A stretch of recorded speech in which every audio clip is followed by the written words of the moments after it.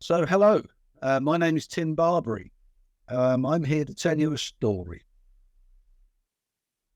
And the background to this story is the ravages of global warming. Floods, fires, droughts, storms around the world. These are now all too evident. According to the new update issued by the World Meteorological Organization in May this year, global temperatures are likely to surge to record levels in the next 5 years, fueled by heat-trapping greenhouse gases and a naturally occurring El Nino event. They say there is a 66% likelihood that the annual average near-surface global temperature between 2023 and 2027 will be more than 1.5 degrees centigrade above pre-industrial levels for at least 1 year. And there is a 98% likelihood that at least one of the next 5 years, and the 5-year period as a whole, will be the warmest on record. There is, of course, other published information and forecasts. For example, from the Intergovernmental Panel on Climate Change, the IPCC, who state we're on course currently at 1.2 degrees of pre-industrial levels and well on the way to the critical tipping point of 1.5 degrees centigrade. We are seeing many governments, banks, and investors and institutions, as they have recognized there is much to be done to mitigate by 2035 and ultimately 2050 deadlines. And this, of course, assumes the forecasted timescales can be relied on. Whilst there is a lot of noise from some businesses, much is still unclear from many packaging producers, brands, and retailers. Just ask yourself, has your organization footprinted all of your materials? The presentation I'm about to share with you was born out of me trying to explain to my grandchildren why the magic fountains in Barcelona were not working. And if you don't know, according to Euronews, Barcelona is heading for a drought emergency as water shortages worsen due to global warming. This led to numerous, but why and what can be done to change? And for those of you that know anything about packaging, the subject is complex. To explain to them, I took inspiration from The Wizard of Oz.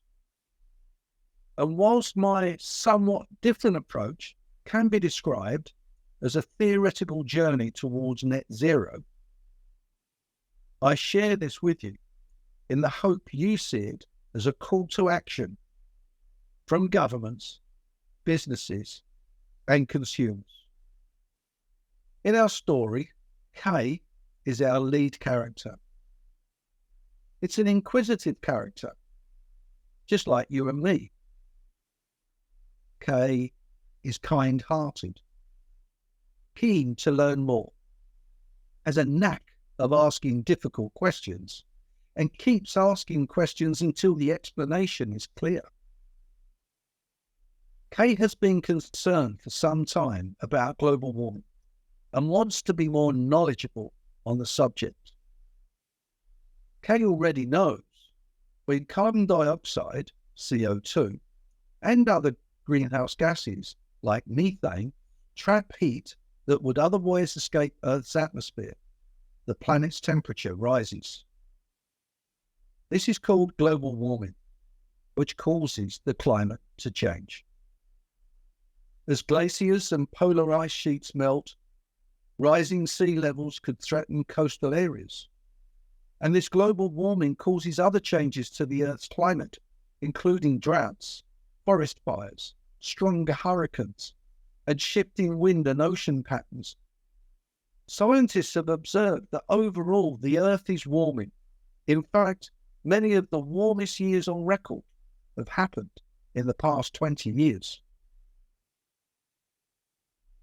We need to reverse, at the very least, the last 20 years' growth in carbon emissions to a net zero position, and that it will cost a lot of money to kickstart a new energy solution. Kay's problem is simply, it seems odd to Kay that when information is shared by the media, a lot of the time is spent talking about recycling and better managing of waste.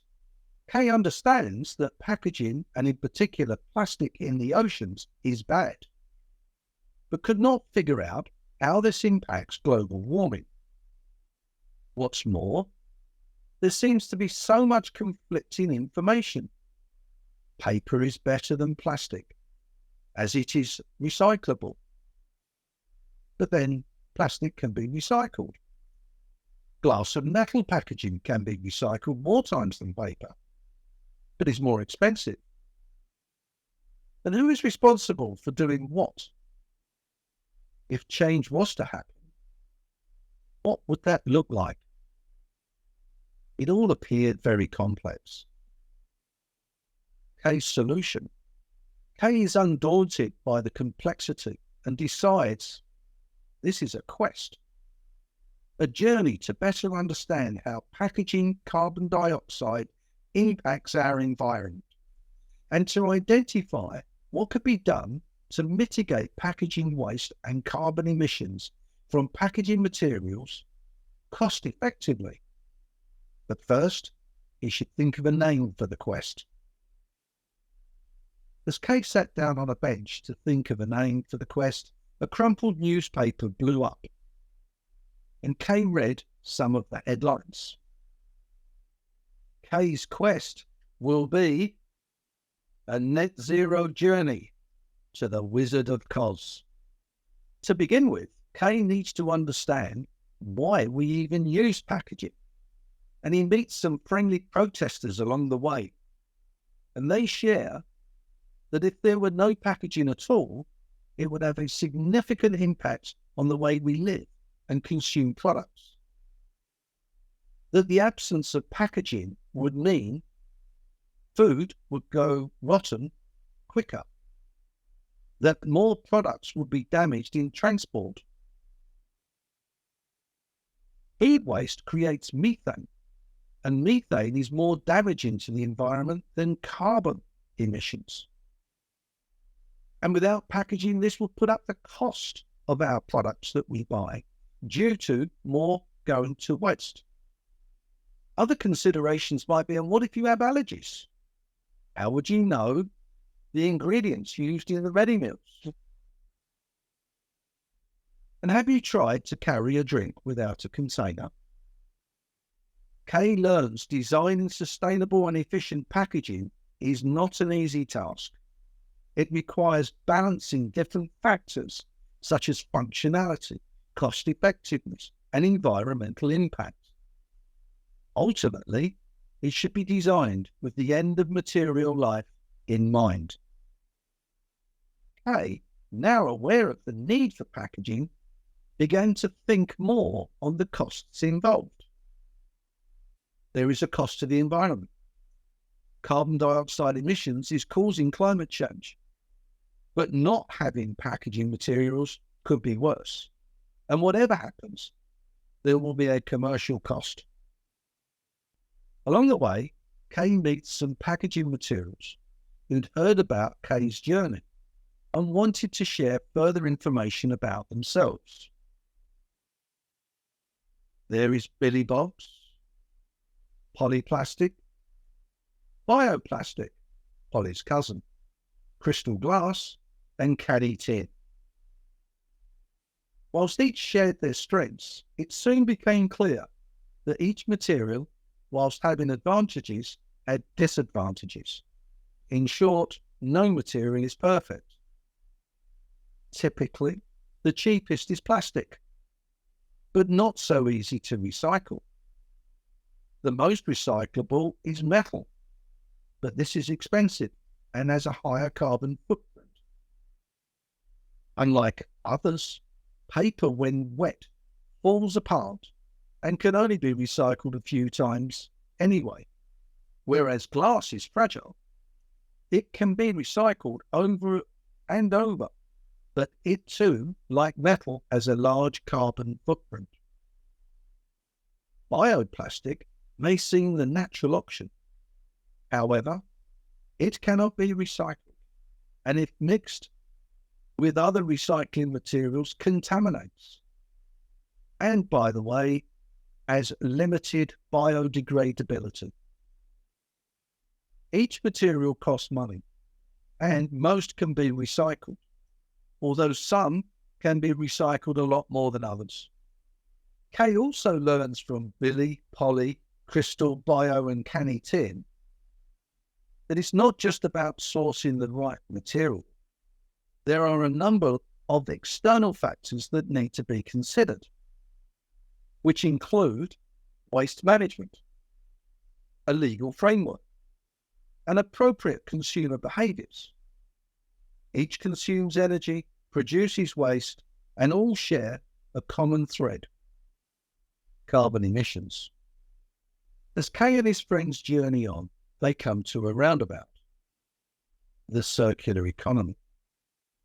Kay's material friends explain that a model of commercial benefit, which can be gleaned from production and consumption, which involves sharing, leasing, reusing, repairing, refurbishing, and recycling existing materials and products for as long as possible.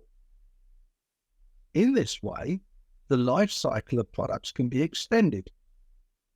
In practice, it implies reducing waste to a minimum, but not necessarily energy reduction or reducing chemical use. And the carbon footprint from energy used can still remain high, in particular recycling some materials such as glass and metal. One thing becomes obvious: we can no longer live in a world where everything is seemingly disposable. It's time for a change. They thank the materials for their help and bid them goodbye as they continued on their journeys, whereas Kay carries on the road to better understand what happens at the end of a material's useful life. Kay visits an end-of-life facility that is designed to collect from our homes and businesses, sort and pass on valuable materials for recycling. These facilities also handle products and materials that cannot be reused or recycled and are therefore destined for landfill, chemical recycling, or even incineration. Whilst Kay is taken on a tour of the Recycling and Waste Management Centre, Kay realises this is an essential service that is typically funded through taxes. However, in many countries, waste management strategies are fragmented due to the involvement of devolved local authorities. Devolved local authorities are responsible for managing waste within their respective jurisdictions, which can result in a lack of consistency in waste management practices. This in turn can lead to inefficiencies and increased costs for taxpayers. To address some of the issues identified, governments may need to establish national waste management policies and regulations that provide a framework for local authorities to follow. These policies could include guidelines for waste reduction, recycling and disposal, as well as funding mechanisms to support waste management activities. They continued on the quest when a kindly waiter offered Kay to come into the restaurant for a rest. Kay shares with the waiter what has been learnt so far. Packaging materials are good for protecting the products throughout the supply chain. They can, in many instances, be recycled, making the most of our natural resources and returning profits to the businesses that operate these services. The waiter offers Kay the menu, which is strangely familiar to Kay's journey. Kay takes a moment to read through the menu.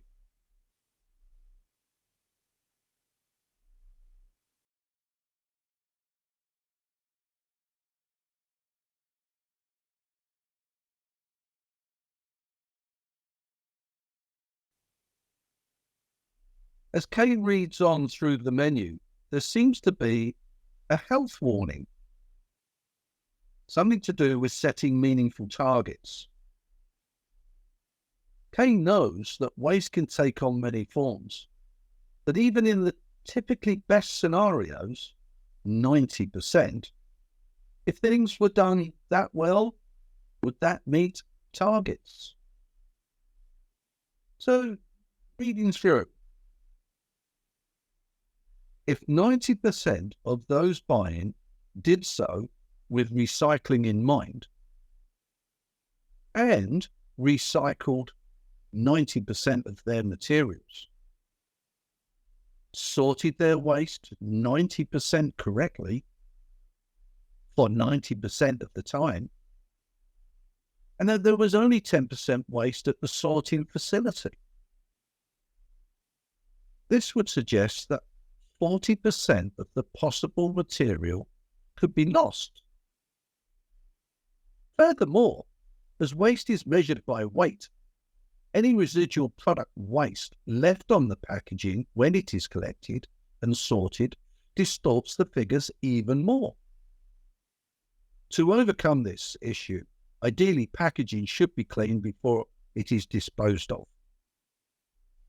As Kay continues looking at the menu, the waiter then points out that businesses must also take a proactive approach when adopting their sustainable practices throughout their operations, such as reducing waste, using renewable energy sources, and implementing and encouraging through its labelling, its circular economy principles, more recent initiatives that may include EPR, the Extended Producer Responsibility, and the DRS, the Deposit Return Scheme initiatives, will hopefully encourage right behaviours as consumers will become more commercially aware of the decisions businesses are making on their behalf.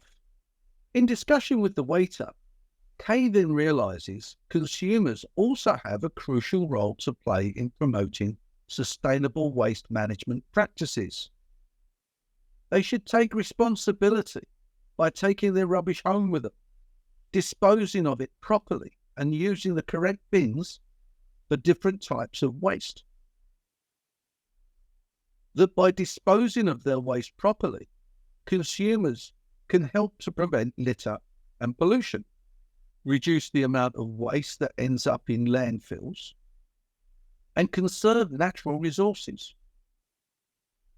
In addition, consumers can also take steps to reduce their waste generation by adopting sustainable practices such as using reusable bags, containers, and water bottles, and cleaning the waste, packaging, and by choosing products that are made from sustainable materials. Kay ponders on this. If all consumers and businesses disposed of their waste appropriately, wouldn't that result in our countryside and oceans being a lot cleaner? Would a government-funded education program on our TVs and social media platforms help consumers to understand why they need to do the right thing? And shouldn't local authorities use existing littering fines for persistent littering offenders to change bad behaviour? Kay had a lot to digest and wanted to continue on the carbon net zero journey.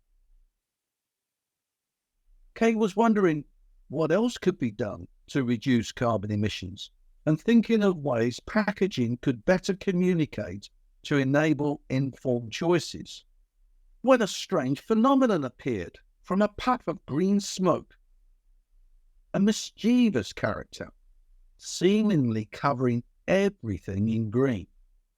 Greenwashing refers to the act of making exaggerated or false claims about the environmental benefits of a product, service, or business practice to appeal to environmentally conscious consumers. This term is often used to describe companies or organizations that market themselves as environmentally friendly, despite engaging in environmentally harmful activities or practices.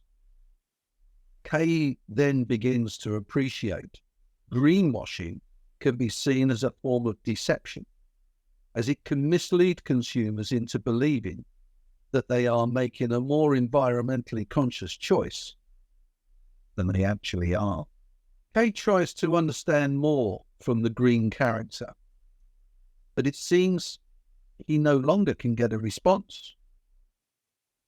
Green hushing, he then begins to understand, is a term that is applied when a company adopts a silent, no comment approach to environmental goals. Many companies do it. Some don't realize they're doing it. Others do, but will not openly acknowledge it. Kay concludes this is just as bad, if not more harmful, to people and the planet. Kay now realizes the way people think and behave is crucially important. They need to be open and transparent with the truth.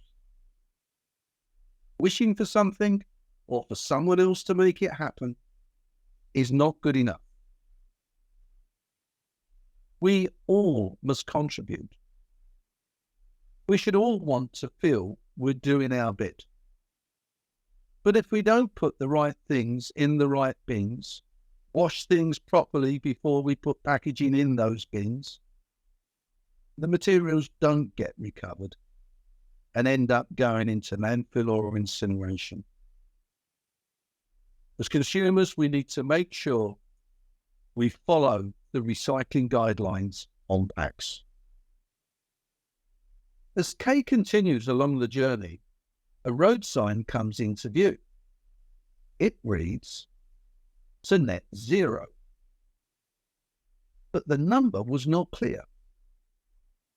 There was no clear unit of measure. Was it minutes, hours, or a speed limit? Could it be miles or kilometers? And it wasn't that accurate even then. Luckily for Kay, he then meets the waiter who morphs into the Wizard of Oz. The Wizard of Oz introduces himself and explains greenwashing, green hushing, or just green wishing are not the only obstacles that need to be overcome. That he is here to help Kay and all those wanting to improve their carbon footprint. The wizard warns the use of broad averages alone is not enough to ensure packaging is sustainable. Take this sign. Is it miles or kilometers, minutes or hours? Kay is beginning to appreciate sustainability is a complex subject. It's not just about the materials used or whether materials can be recycled. Governments, businesses and consumers all have their part to contribute, but the environmental impact, social responsibility and economic viability also need to be considered. Using broad averages would obscure important patterns and trends in data, leading to oversimplified or incomplete understanding of the environment. To ensure packaging is sustainable, one needs to consider the entire life cycle of the packaging, from the raw material, extraction, production, and to end-of-life disposal in detail. The use of broad averages in packaging is misleading because they will not account for variations in factors such as production process, transportation methods, energy sources used and in different regions, and delivery distance. The wizard then introduces K to the UK government's industrial decarbonisation strategy. In it, it clearly states when quoting a CO2 number, it should be based on granular data, accurately calculated, transparently communicated, and verified by an independent third party. Failure to comply could result in punitive fines by the Competitions and Markets Authority, with fines which could result in up to 10% of annual turnover. Kay and the Wizard of Oz continue on their journey, and soon they come across another road sign, implying a shortcut. This has to be investigated, says Kay, as there has to be some easy steps to take. The path takes them into a deep forest. The wizard explains to Kay this is not really a shortcut, but nevertheless encourages Kay to consider what carbon offsetting is and what it's truly designed for. The wizard explains carbon offsetting refers to a process by which individuals or organisations compensate for their greenhouse gas emissions by investing in projects that reduce or remove greenhouse gases from the atmosphere, like planting trees.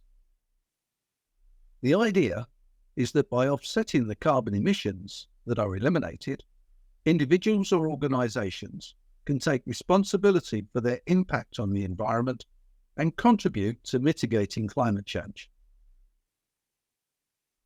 Kay recognises this is a valuable tool, but this does not remove the problem.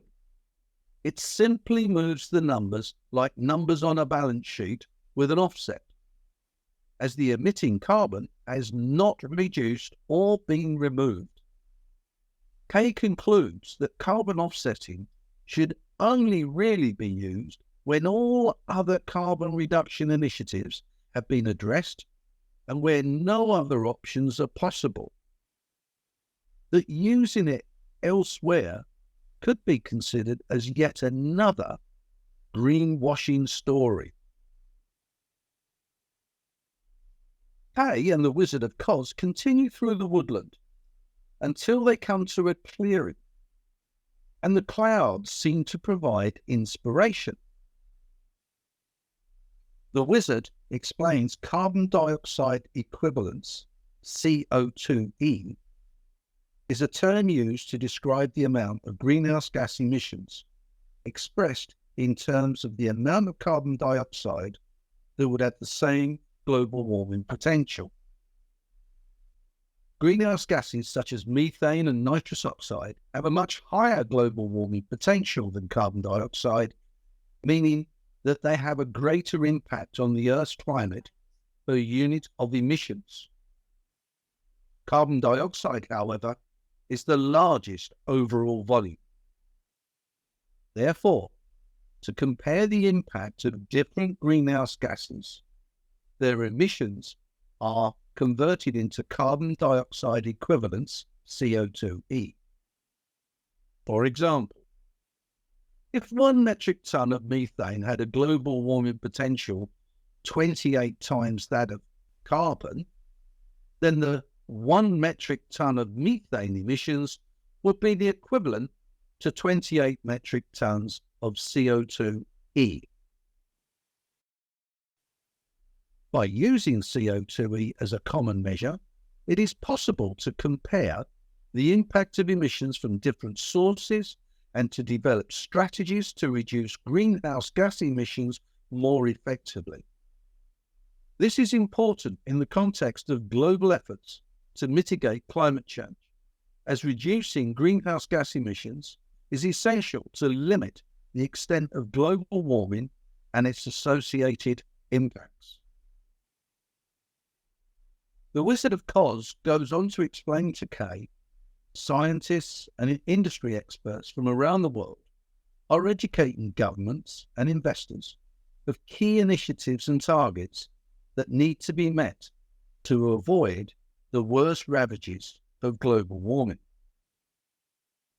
The Intergovernmental Panel on Climate Change, the IPCC, is an international organisation responsible for evaluating the science behind climate change. It is the IPCC who has stressed the critical need to reduce carbon emissions to limit global warming to 1.5 degrees Celsius above pre-industrial levels. Their reports state that in order to achieve this goal, global carbon dioxide emissions must decline by about 45% from 2010 levels by 2030 and reach net zero emissions by 2050. Furthermore, the International Energy Agency, the IEA, has also highlighted the importance of transitioning to renewable energy sources and phasing out the use of fossil fuels. In particular, the IEA has emphasized the need to accelerate the deployment of wind and solar power, as well as other clean energy technologies, such as using electric vehicles and having energy storage systems. They jointly have stressed the importance of international cooperation in addressing the climate crisis, including the need for all countries to work together to reduce emissions and transition to a more sustainable and resilient energy system. They asked the Wizard, but what does all that mean for packaging? The Wizard explains, wherever there is a commercial cost, there will also be a carbon footprint. And he goes on to explain, businesses have for years invested in ways to reduce commercial cost and improve their margin in many cases. And they've had to be granular and inaccurate, albeit they may not have been that transparent. Kay recalls the industrial decarbonisation strategy. It clearly states, when quoting a CO2 number, it should be based on granular data, accurately calculated, transparently communicated, and verified by an independent third party. The Wizard informs Kay there is software solution providers who can manage complex data and calculations. But not all of them are the same. That there is an international organization for standardization and a set of standards in the ISO 14001 series, which sets out requirements for an environmental management system enhanced with 14040 to 14044, in particular covering life cycle assessment. But that ISO 14067 is the framework for companies to assess their greenhouse gas emissions associated with the data of products and packaging throughout their entire life cycle. From a cost perspective, the ideal software package will be one that provides commercial cost and carbon footprint. And in both instances, the data would be granular, accurately calculated, and reported transparently. Moreover, that the software organization would have no vested interest in one or more of the material types. Kay, now armed with all this information, asked the Wizard, so how does one start to measure the carbon footprint? And the Wizard replied with life cycle assessment, LCA. LCA is a vital tool for assessing the environmental impact of products and processes. It can help businesses lower their carbon emissions and take other actions to reduce their environmental impact and save money. The process of life cycle assessment involves assessing the granular environmental impacts of a product throughout its entire lifespan. This helps to improve the efficiency of resource use and minimize liabilities associated with the product's environmental impact. An LCA is based on 4 main phases: the goal and scope, which is defining the intended application, reasons for the study, and the target audience. The inventory analysis, which quantifies all the inputs and outputs of a product's processes within the defined system boundaries. The impact assessment evaluates the environmental impact of a product by qualitatively and quantitatively analyzing resources and energy consumption data. And the interpretation systematically evaluates information from the inventory analysis and impact assessment, identifying, quantifying, and checking results to provide an overall assessment. However, manually delivering this process only provides a snapshot in time. Energy usage varies greatly depending on the season and the location, and customer demands can also differ significantly over a 12-month period. Kay realizes that an online, in real-time software solution verified to ISO 14067 from a team that knows the complexity of packaging is critical. Ideally, one that can produce a price at the same time and by default provide a commercial specification database.